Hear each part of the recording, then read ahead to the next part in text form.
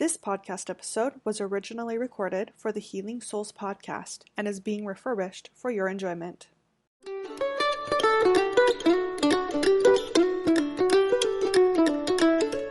my dissertation focus, which was our first interview together, was on my dissertation, was on looking at LDS women and their experience of sexual agency growing up in a patriarchal religion and framing of their faith and their identity and so on. And so looking at the ways that women within the LDS church experience sexuality and choice and selfhood. And so a lot of my work has been really around working within the meaning frames that many LDS clients inherit and how it impacts their sense of self and identity and sexuality, and helping couples within that meaning frame to create stronger relationships to themselves and to one another and so on. So anyway, that's the work I do. And briefly, how would you maybe take a few bullet points from what you've learned working with this population that would really kind of apply to a lot of people, and especially a lot of people maybe coming out of more religiously conservative backgrounds, because I feel like there's a lot of similarities.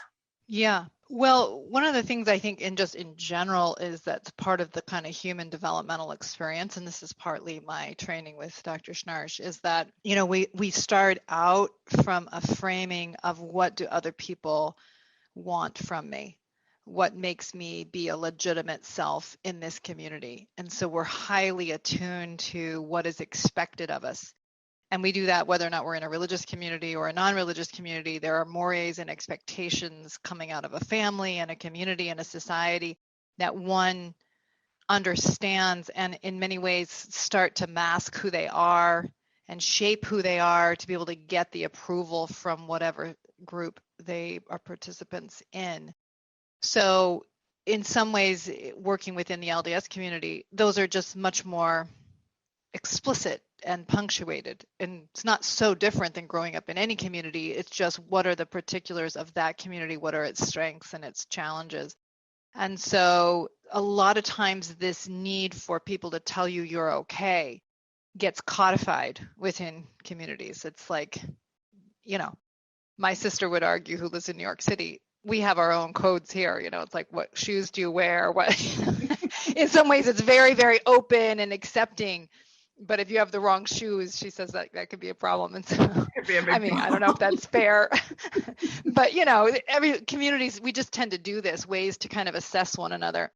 And so if you're not attentive to it, it can define and deeply kind of hijack your life in a way.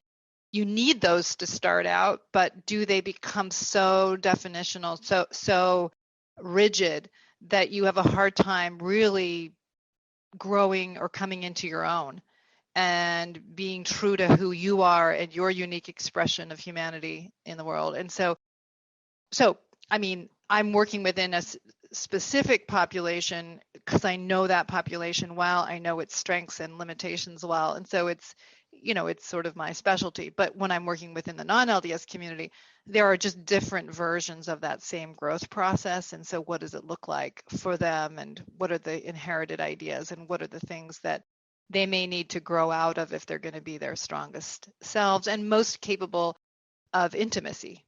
Because if we're too defined by what everyone wants from us, it inhibits our ability to be capable of intimacy, emotional, sexual, or otherwise.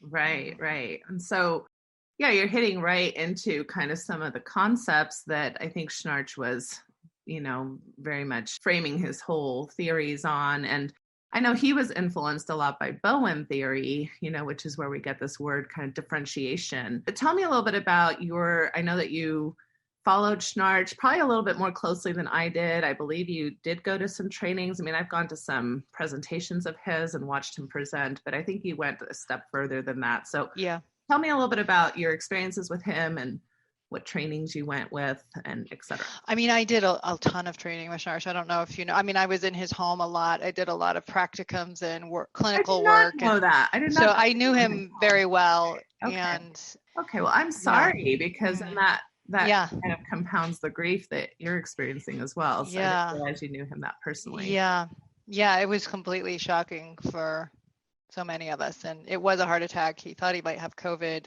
went in to get tested for it, and then that he didn't have it, but they didn't sort of think to look for something else, like what might be going on, that he was feeling so fatigued. And so anyway, but and he died later that day. So it was very sad. But yeah, so I did a lot of training, a lot of not just theoretical training, which were a lot of his workshops and seminars, but also a lot of work on how do you actually facilitate change within people. But maybe I lost track of your question. So anyway, I started training with him, I think like in 2011 maybe, and did multiple things every year, So anyway, but yeah, that's very cool. I mean, I know that he offered trainings for therapists, and there were probably different levels. I'm guessing you went through all of that with him. Yeah, exactly. And so Okay. But I feel like you asked another question. I can't remember what it was. No, that was the question. Like, what was your training like and your experience with him? I mean, I saw him present on 2 occasions. I never spoke with him personally or anything, but yeah. I mean, his trainings were very challenging, to be honest. I think that's in some ways why a lot of people didn't kind of do it at the higher level, because he was, it was really a rigorous kind of process to kind of look at yourself and look at your own challenges around differentiation and how to be more effective in both seeing what's going on in the dynamic between yourself and the client, between themselves and their partner, and how you can be a change agent. And so he definitely pushed his trainees a lot to kind of deal with themselves as much as their clients. And so it was very good for me. I mean, I have to say, I feel like I learned a tremendous amount going through some of the rigor of that way of thinking. I would both look forward to and dread the trainings. Honestly, I'd feel both things, like, oh, it's coming, it's be exciting. And I get there, I'm like, oh my gosh, it's gonna be a drag. Right. Well, and he was fairly controversial in his personality and in his presentation style. People either kind of loved him or hated him. Yeah. And some both, Yeah. Every time I listened to him, I was like, you're fairly brilliant, and I can follow. And maybe you're a little assholery too. Like, I kind of have some of those feelings. I think a lot of people did. Right. And so it was interesting because he was talking about this intersection between connection and also independence, right? Which is what we're into talking a little bit about with differentiation. And yet, he would get kind of feisty and kind of, challenge people and not always. Maybe I think it's hard to be as therapist, we think we need to be friendly or he would challenge all of that, I think. And he's it's hard to be as brilliant as he was, quite literally. I mean, he was really brilliant human being, and not have some of those limitations that are also your strengths. Like, in some ways, his ability to think independently was precisely why he was able to kind of challenge many of the kind of standard approaches within the field, because he was sometimes indifferent to how people felt about what he thought, which was also his liability, and so it's hard to ever escape those things. But I think he just changed the whole scope for what's happening in marriage and family therapy, and also sex therapy and things of that nature. So let's dive into, I mean, we could dive into lots of different things. I mean, there's definitely lots of projects he was working on, but I think what he's most known for is the crucible, right, of sex therapy, and these kind of ideas that took Bowen's differentiation and really kind of melded that into a very well thought out model. I mean, you can correct me where you think I'm wrong in explaining that, or I think absolutely that's right. So he took, I think Bowen, who started thinking about therapy from a very different paradigm than most of the kind of post-Freudian analytic behaviorists.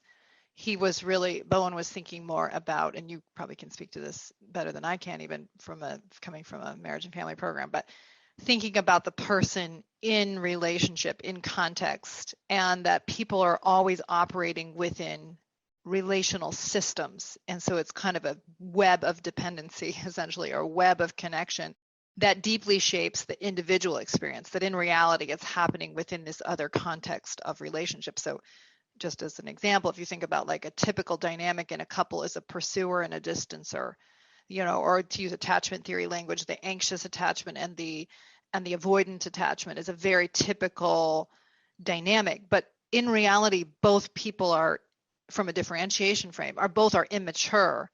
They both have anxiety and avoidance, but they play it out within a relationship by kind of taking on different positions within the same immaturity. So it makes one look super anxious, needy, the other look like they need nothing, and in reality, they're punctuated and sort of artificial exposures of who they are, because there's actually this larger neediness that's operating within both people.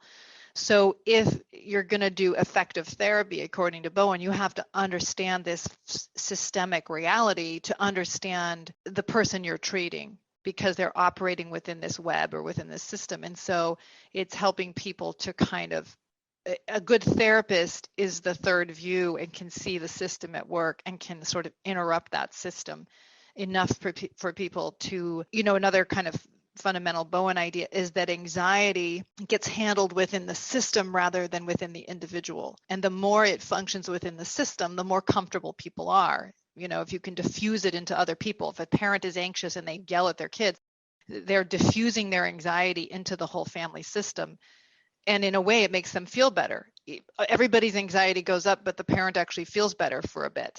And so it's a very tempting thing to do. It's also very contagious. If you can tell your parent's anxious and you quickly loading the dishwasher, you're trying to bring your anxiety down by over-functioning for the parent, for example. So Bowen talked about how anxiety is quite contagious and then shapes behavior within the system.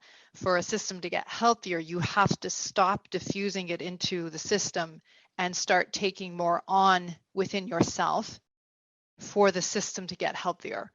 But that's such an uncomfortable process that we instinctively avoid it, and we instinctively do these behaviors that feel better to us, and we have ways of justifying narratively. So a good therapist is bringing awareness and sort of breaking those systemic anxious patterns so people can take more onto themselves and bring the functioning of the group, of the system, of the marriage up. And that's highly related to this process of emotional maturity and also the capacity for intimacy, like to actually know another person and tolerate being known, which requires the capacity for solitude, capacity for self-regulation.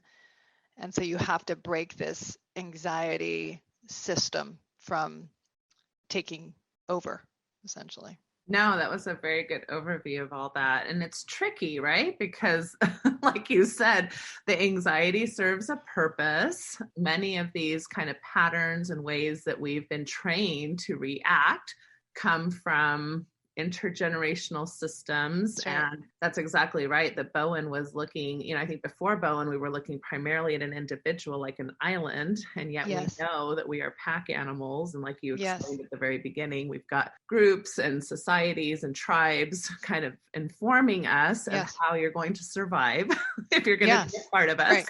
Exactly. So this doesn't come, it's kind of like you're kind of fighting your own instincts in a way. Yes. I think instinctually we're just kind of, our instincts are interested in survival. I think emotional intelligence is interesting in thriving, which is much different than just survival. That's right. That takes skill and work and self-awareness and all these and courage. Courage. All these things that don't we come equipped with necessarily. That's right. It's more of a learned skill. Yeah. That's right. Awesome. And an invitation, into kind of our more courageous selves, our better selves, which I think therapists, church leaders, clergy, good presidents, they're inviting us into, good leaders are inviting us into our more courageous selves to kind of do the right thing that may not get the validation of the group, that may not get the reinforcement of the people around us, but in fact elevates the functioning of the individual and the group. But that's why moral development is a virtue, because it takes a kind of courage to not go with what feels best in the moment, but what ultimately serves you in the end. It's that, basic delayed gratification idea. So yeah, right. Well, and I think at the core, I mean, I took an entire semester to understand differentiation, as I'm sure, you did with Schnarch, talking a lot about these things. But at the core, if we could dumb it down, it's this ability to, like you said, tolerate the anxiety that happens within a relationship, right? And I love Right. how you phrased it in the sense of, can I calm my anxiety enough to actually know you, not just the version that I want from you? Yes. And can I calm my anxiety enough to be known in order to Yes. show up and to actually Yeah. show myself? Because both of those things take risk.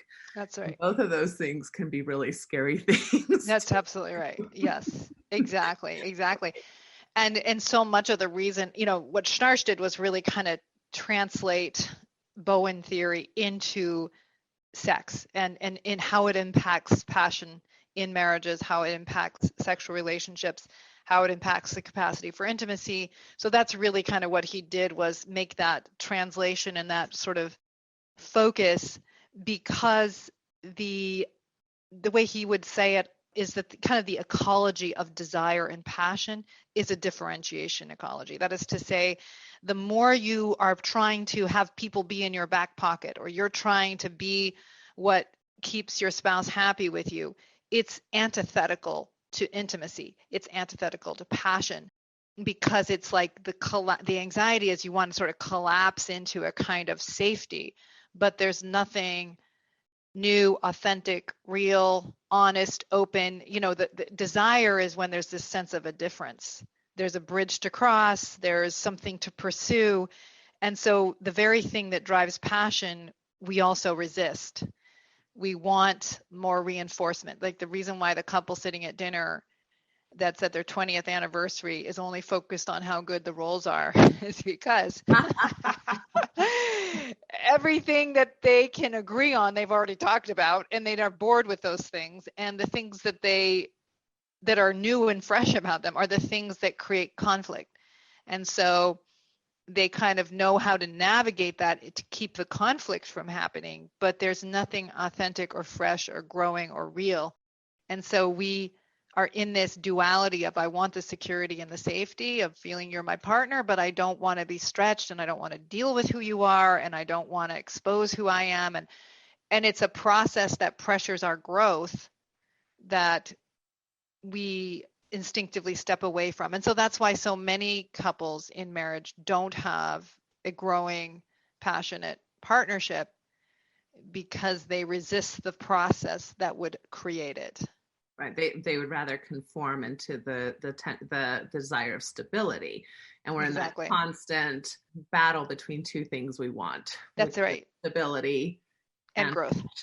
That's right. That's exactly right. Exactly right. Yeah. What gets you stability isn't necessarily going to get you passion. What Yes. gets you passion isn't necessarily going to get you stability. Exactly. And I think any system that thrives handles that tension well.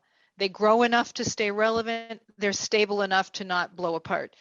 But if you get too rigid, you blow apart. And if you get too flexible, you blow apart. Mm-hmm. So it's like, can we kind of navigate that with wisdom? Same with any relationship. Is there's enough freedom for you to be yourself, right? And enough, there's enough freedom for me to be myself, but still be true enough to my relationships. What's that dynamic tension that I'm true enough to both? And, that's a process. Mm-hmm. Me versus we. Absolutely. Yep. Okay. So having said all that, and I'm glad you brought up, that this really was the bridge into sexuality, because what other topic do we have so much anxiety about? So true. Sexuality. Yes, exactly. Yeah, no, exactly. It's like the biggest, sexuality for all of us, I think, is a source of anxiety. Like we instinctively kind of know to hide our sexuality from an early age. And that has, modesty has an adaptive quality to it of like kind of masking sexuality until a certain level of maturity and so on.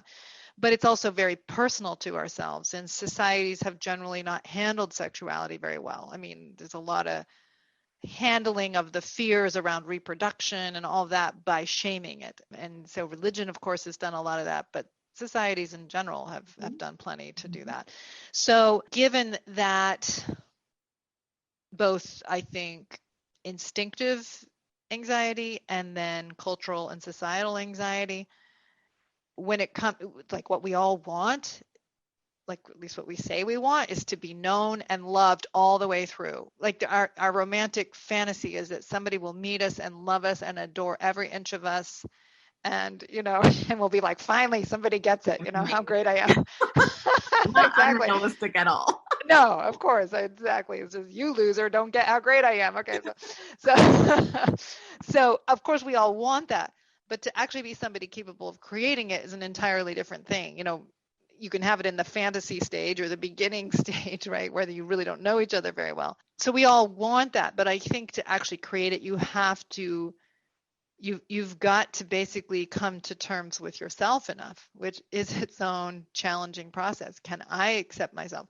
We're much easier to be upset and angry about the validation we can't get from a love partner than how we may treat ourselves just as poorly. We usually do. If you have somebody who's dismissive of you, usually the person they're dismissive of is also dismissive of herself or himself.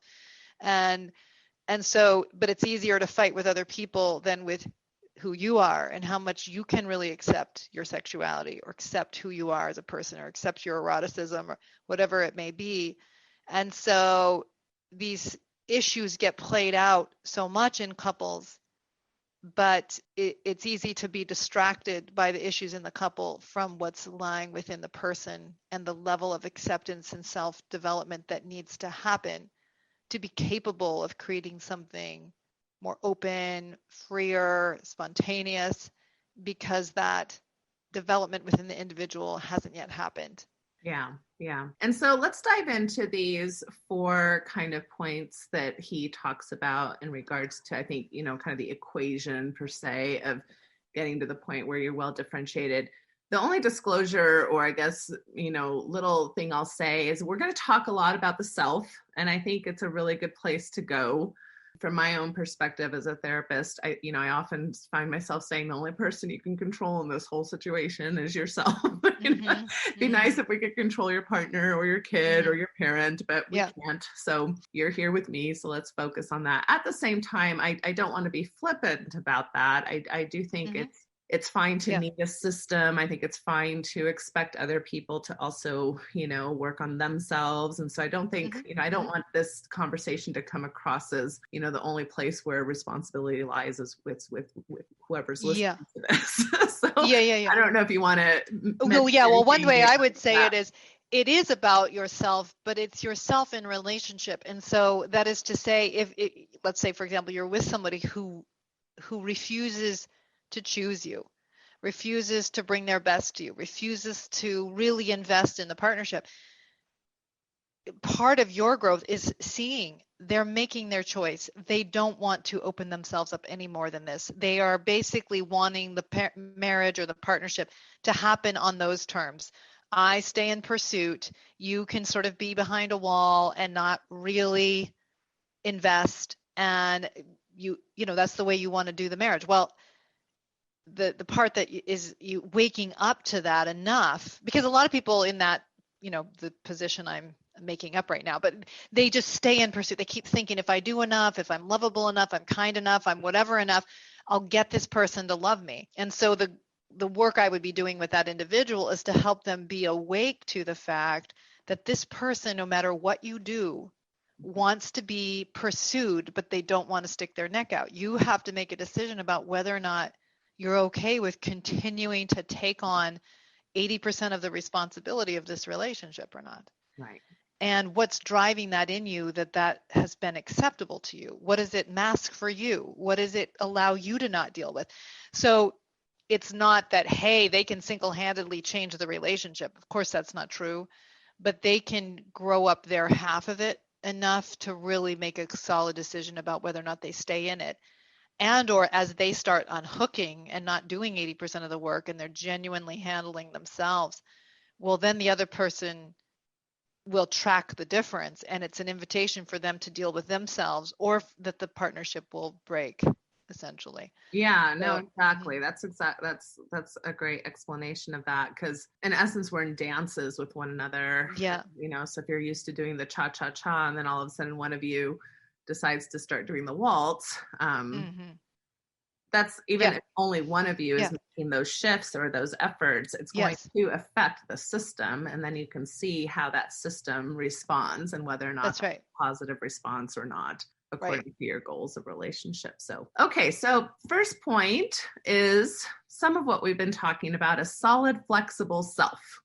Yeah. You want to talk about what Schnarch is talking about when he quotes So he's talking about, basically the ideal self, a self that's really developed, is both solid and flexible. So that is to say, and it sounds contradictory, and in a certain way it is, but as you mature, you start to better understand what that means.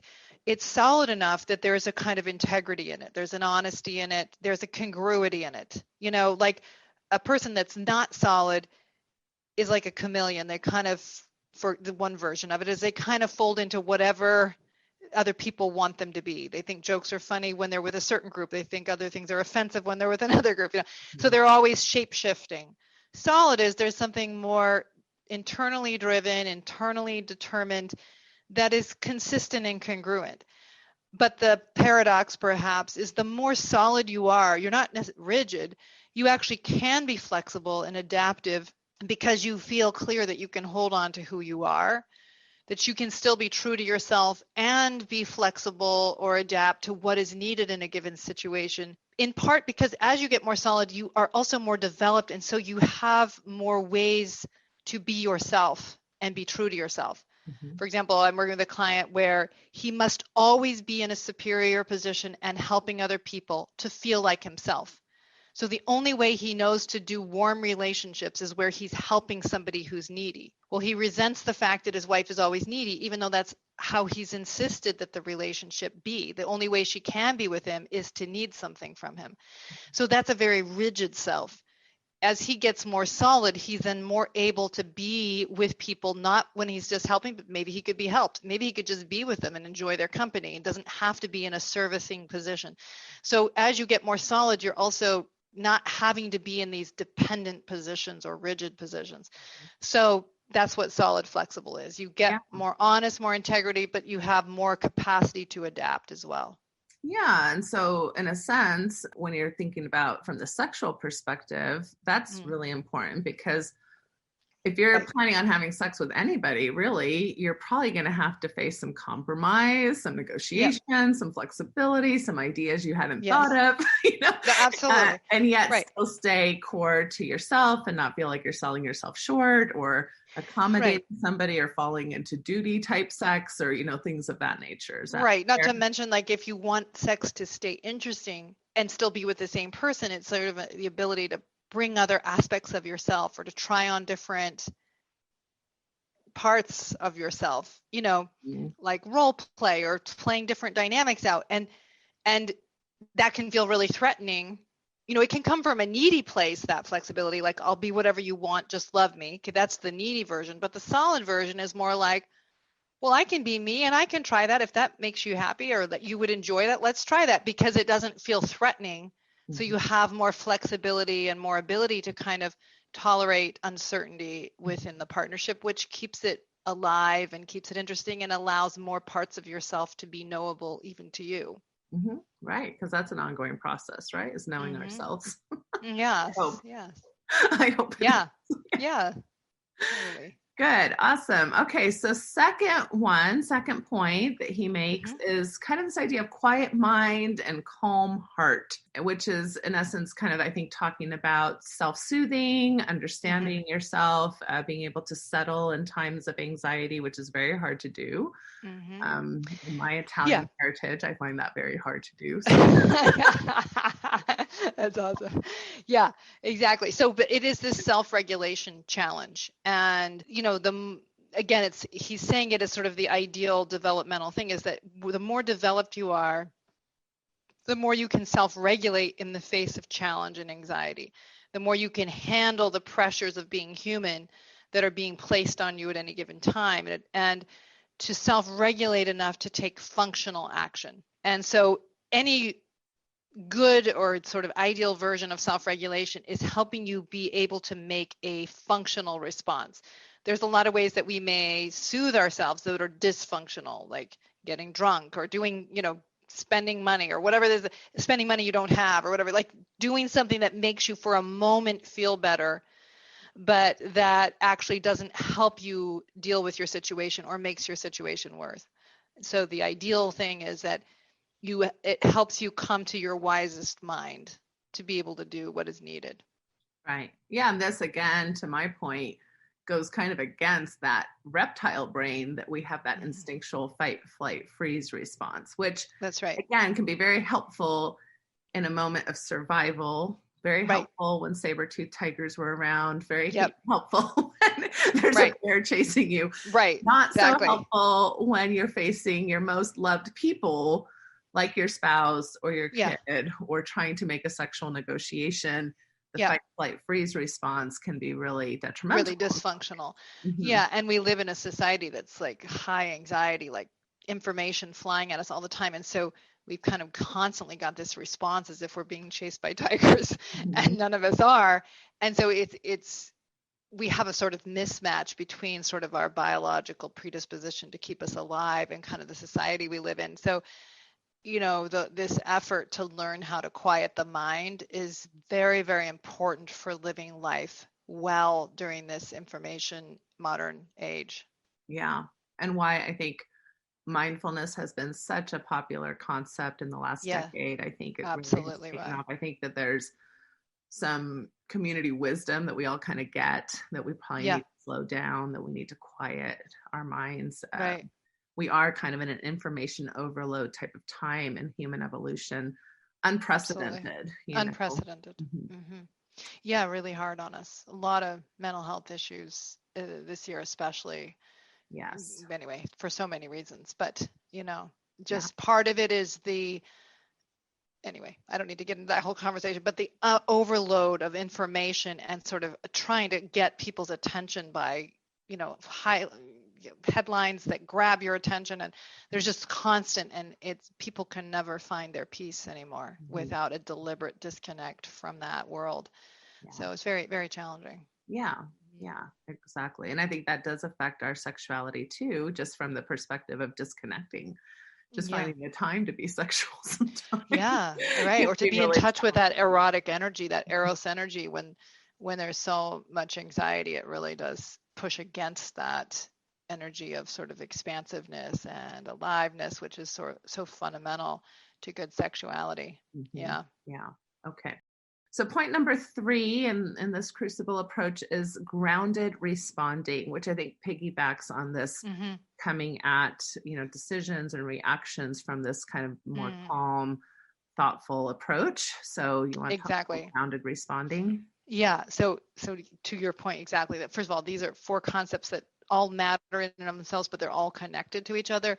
So a grounded response is exactly that. That's you're kind of in a deliberate, thoughtful, you're responding to the situation from your wisest mind, from your most honest position, from the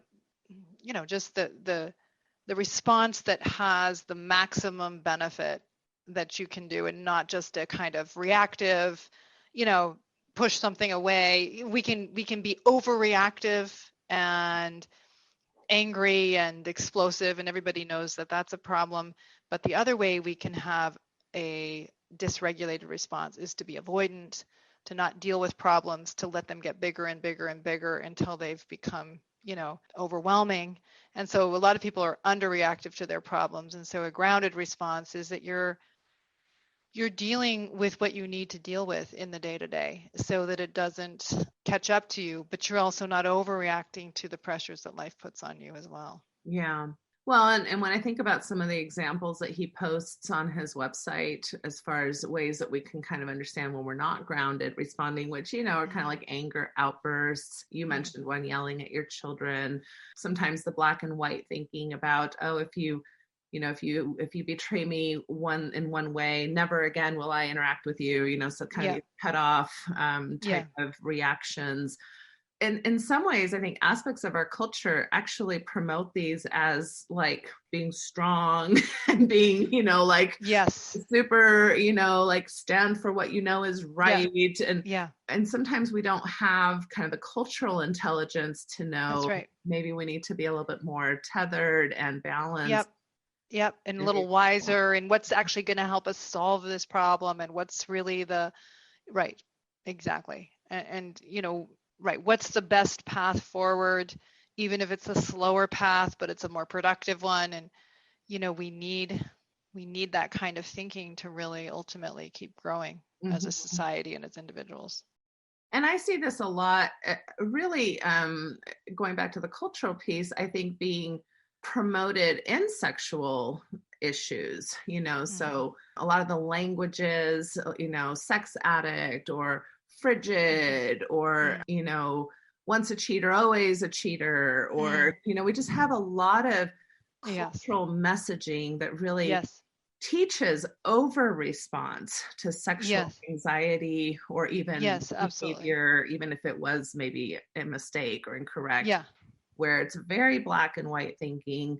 I can't tell you how many people come through my office just like this one thing happened and I'm considering divorce, or we've got the divorce papers drawn up, and very reactive, that's right, these things, which makes then sexuality in general, again, it increases all that anxiety because, well, I can't really be honest with you about my sexual needs or behaviors or ideas because, boy, if you really knew me, going back to knowing me, you may not want to be with me, and I don't want to take that risk. Right. We have kids right, together. exactly. We have a house together. We have finances right.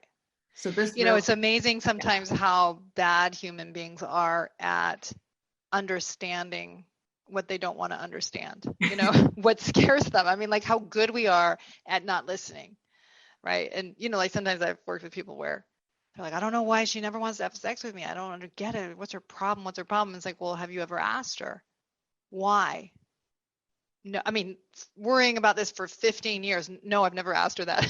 Like, well, that might be a good place to start, like to find out and really find out, not in a like, what's the matter with you? Why don't you want to? But like, what's it like having sex with me? What do you like about it? What do you not like about it? Right. We're terrified sometimes to know. And I'm saying that in this kind of lack of a grounded response, which is we can judge. I see people are like, oh, my spouse is this and that. And therefore I'm cutting them off because I don't want to understand why they've made the choices they've made. I don't want to understand why they want what they want or how they think. I've also seen people do it in terms of, oh, I'm just here to forgive. I'm just going to forgive. It's also a high reaction because I don't want to actually look at what happened and have to really think about what am I choosing and can I be okay with choosing that? So it's a way of trying to stay blind, like you were saying earlier. We want intimacy, but we don't. We want validation and reinforcement, but do I really want to know you and you know me? No, I don't. Because that's much scarier, as you said. It really pushes us to confront, can I really let myself be known? But can I tolerate knowing you in all the ways that you're different than me and you want different things and you think things in ways that I don't think about them? I mean, that's not for the faint of heart. So a lot of people talk to me about how they want intimacy and I'm like, no, you don't. You clearly do not. And I don't entirely blame you. It's scary. Yeah. It's a scary thing, right? Well, and I think that as you're talking, I'm thinking about the sexually fragile ego. I think that we've been trained to be very sexually fragile. Oh, 100%. So in other words, if I really ask you and you say, well, I don't necessarily like the way you touch me or thrust in me or, kiss me in this way. Right, exactly. It's like a foundational rejection. Yeah, exactly. I'm not a good lover. Yeah. Exactly. That means you hate every part of me. Right. Exactly. Right. I'm hideous. It's so true. Instead of understanding that we all have ways we could improve our skills. Plus, we all come with different tastes and we all like different things, but we don't have that knowledge. Again, that community knowledge. Nobody has taught us how to say something like you just said. It seems so simple, right? Like, why don't you want to have sex with me? That seems like a simple thing. Yeah.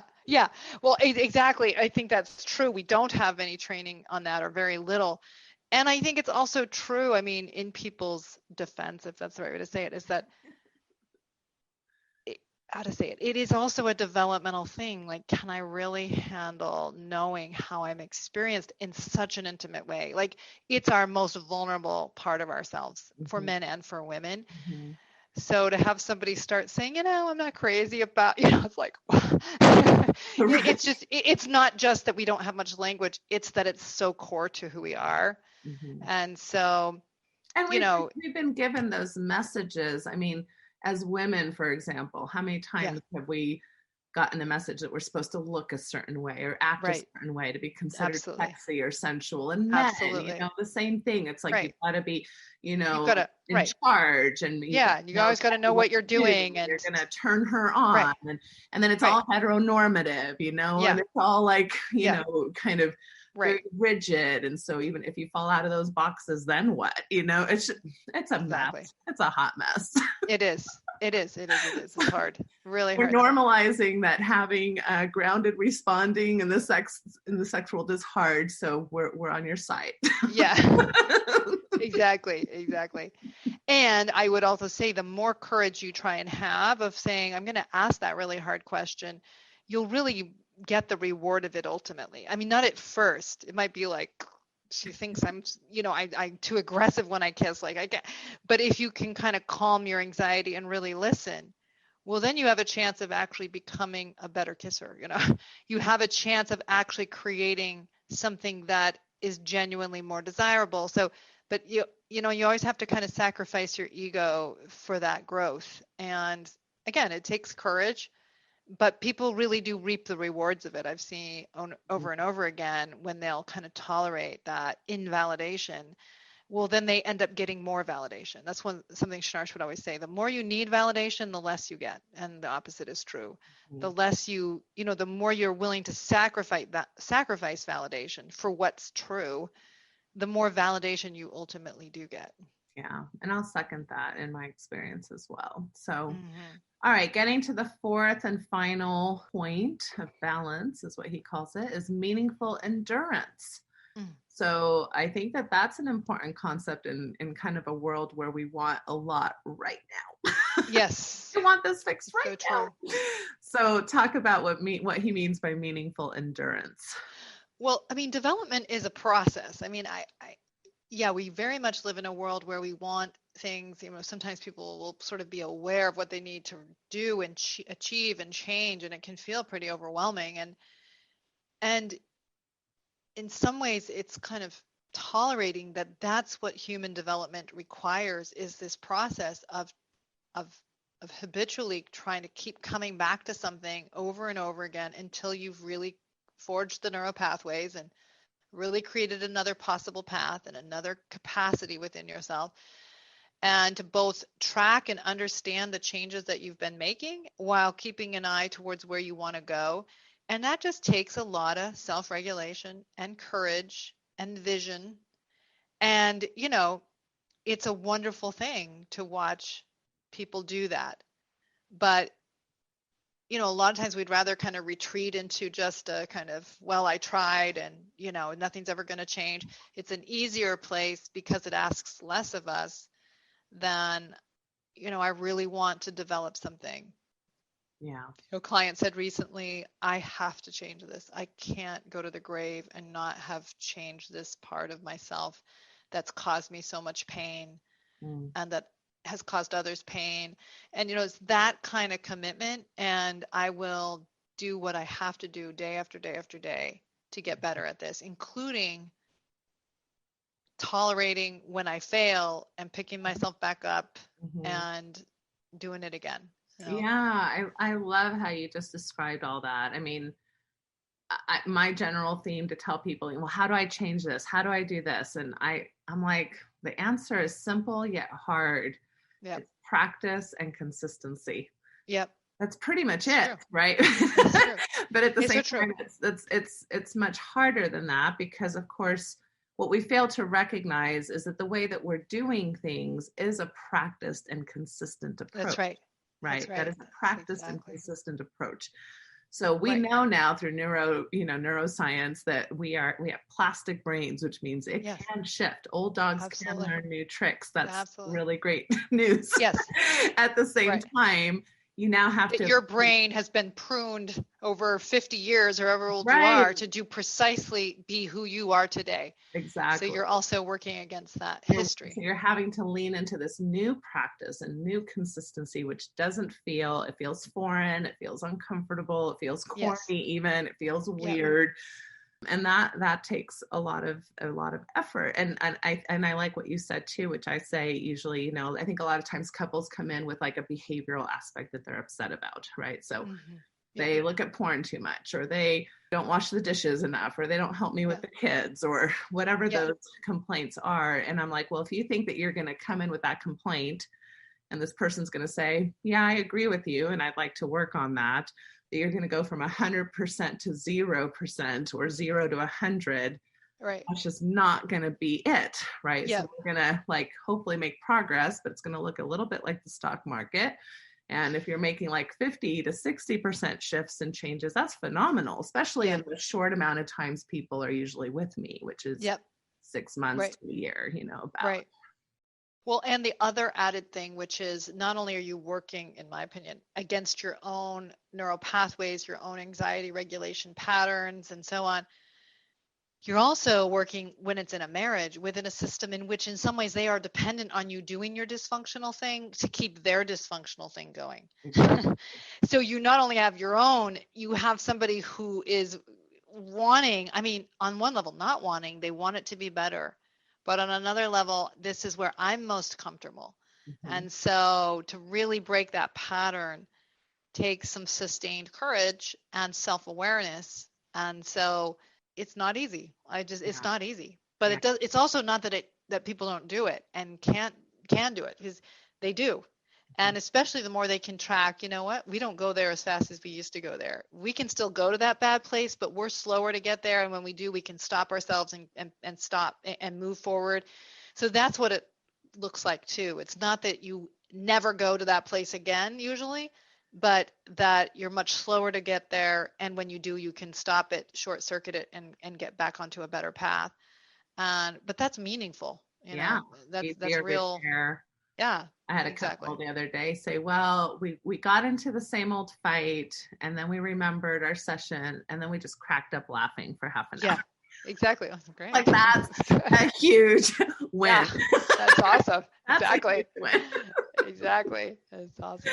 So that's really great. Yeah, so that's kind of an idea of some of David Schnarch's work and how pivotal it's been, and thinking about lots of different things. Do you want to talk about any other projects he was working on, or any other things other than this kind of approach? Because I know he was working on lots of new things. Yeah, he was, so he started doing a lot of work around trauma and regressions. And so he wrote a book called Brain Talk, which is a really exceptional book on looking at trauma in early childhood. And by trauma, he talked about something called disgusting parenting. And what he means by that is, in our sort of moral development as human beings, very close to the disgust response that keeps you from eating poisonous things is this brain. It's an autonomic brain reaction around morally disgusting behavior. And so when the brain has that reaction, it's having it cross-culturally. Like it's not wired in by what the society teaches you is acceptable, that if you see a parent harming a child or sexually molesting a child, that you automatically have that response.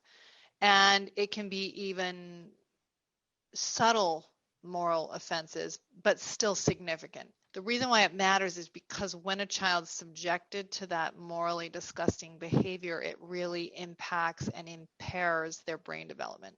So they learn how to self-regulate within a system that kind of is short-circuiting. This is not like the technical words, but that's basically what's happening. And so he did, Brain Talk is really a book around helping people to see the ways that this may have happened in their lives and what impact it had, where they have blind spots in their relationships, blind spots to themselves, blind spots to their parents, that their brain was sort of couldn't handle the anxiety of seeing what was there, and so would kind of create a meaning that would sort of stabilize the anxiety, but then was impairing. So it's just there's been a lot of good work in the field of trauma, but I think it was just a valuable look at sort of the neurological experience, what's going on. He drew a ton from neurological research that's happened, not so much psychological theory, but more what's in the science that already exists. And then also just finished a book right before he died on brain regressions and kind of what's happening when people go into a regression. That's sort of maybe what people in the trauma would talk about as fight or flight, or when you're kind of going into this reactive, triggered place where your brain functioning goes down, your ability to see what's true goes down. You're in that kind of brainstem response, and how to treat regressions and how to kind of help people pull themselves out of a regressive place. But anyway, I haven't read that book. It's not been published yet. He just finished it. Yeah. Mm-hmm. So they'll be pushing that posthumously. Yeah. Okay. Yeah. And he was also really trying to train a group of us to be able to really take his work forward. And so that just got cut short because we were all hoping for another 10 years, but he was certainly in the process of trying to, systematize some of that and kind of get it set up, which he did do quite a bit of. But his daughter and wife and two of his most senior colleagues, people he was training, 20 years ahead of me, are working on a lot of that and figuring out how they can continue to train people and, continue to bring his work forward. So good. That's so good. Yeah, that's really. Yeah, that's, you don't want all of that wisdom to be lost. And the other good thing he did is he recorded a lot of his trainings in the last few years. So a lot of that's also available in that form, or will be available in that form. So right. Wonderful. Yeah. Well, thank you so much for your time tonight. This has been really a wonderful kind of, first of all, just reconnection. I haven't talked several, months, if not years. Has it been years? I know. I think it's been years. It's been so long. That's too bad. I know. It's just how it is. We're both so busy, Life is like that. Any closing thoughts, whether about his work or his life or just your own feelings? And well, he really shaped my life a lot. I mean, he really did. He, the first time I ever heard him was at it used to be called the Family Networker, but now it's Psychotherapy Networker conference that I went to like a year after I'd been married. And I just walked into his presentation. I hadn't read anything by him. I just heard him speak. And I remember thinking the way he thinks really resonates with me. Like, I really want to follow his work. And I was just I was doing my PhD at that time. I had kids. It was many years before I started to really follow him, but he said something at the time, which was, it was just an idea about the capacity to really receive someone's love and care without trying to control it and manage it. And I was only married a year, but in reality, I really knew I'd married someone who really loved me, and I kept trying to kind of stay in control of it because it was scary to me to let it be real. Like, I was afraid that men ultimately didn't really love women, that men ultimately, that's sort of what I had seen with my own father. And so I knew that I was kind of being cheap in a way in my response to my spouse. And so it was just an idea, but it like kind of pierced me and just kept staying in my head. And it made me really confront some things in myself and what I was doing in my marriage, and that I had to stop it for his sake, for my sake. So it made a big difference. It did. I mean, it was a period of growth for me just in that one idea. But so many of his trainings were that for me. I could come away from them and be like, I think I'm a pretty good person, but now I'm wondering, like, am I as good as I think? And am I really being fair in this way? And I mean, just kind of pushing me a lot to keep growing and seeing myself more honestly, and the kind of clinical work I was doing, and just, I still have plenty of spaces to grow, and all that continues to be true. But I feel like he really helped me, just through the trainings themselves, helped me see parts of myself and get clearer and cleaner about it. And so it was I'm grateful for all of that, for sure. Yeah. Thank you for being so vulnerable. That's beautiful. I would mirror a lot of that. I think, had a similar impact on me. But when I read Passionate Marriage, it was like, wow, how controlling are we taught to be about each other's sexuality, and this idea that, I can only accept if your sexuality, if I'm comfortable, right. All that. And I think there's a lot of gender issues there too. I mean, in some ways, we have patriarchy and oppression. And so as women, sometimes I think we do micromanage more than, because as a response to that, kind of power differentials that are there. And then we find our way to get our power. Our relationships, are where that plays out. And so instead of stabbing the patriarchy, I'm like stabbing my spouse, and so it's so kind of tragic and yet understandable. And so I felt similar to you, very challenged in a good kind of healthy way to look a little deeper at what was I doing and where were those ideas or feelings coming from. And it was helpful. Absolutely. Yeah, that's great. Well, thank you. I hope everybody's enjoyed kind of getting to know David Schnarch through us, through people who were influenced by him, through therapists who were influenced by his work, and appreciate your listening. And Jennifer, I hope you have a great evening. Yeah, thanks, Natasha. So fun to be with you. Yeah. Good night. Good night.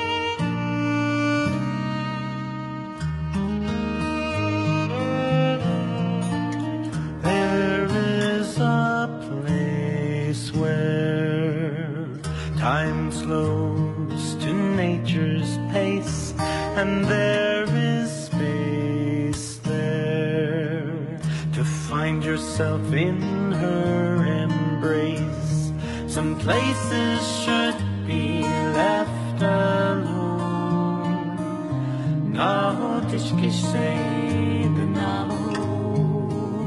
So we can always go to the homeland of the heart.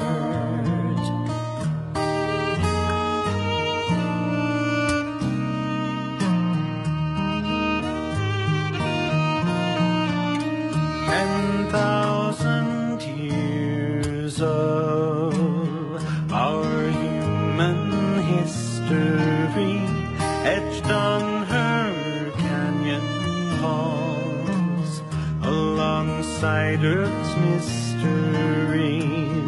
Some places should be left alone.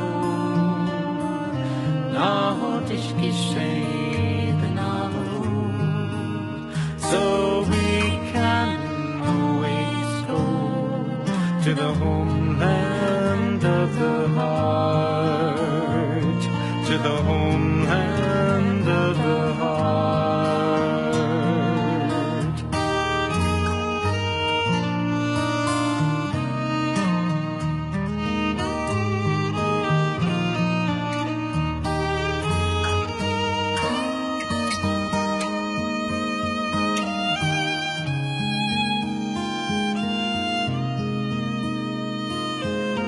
Deep in our cities, we sleep without her stars, yet still her presence sustains us from afar. Some places should be left alone.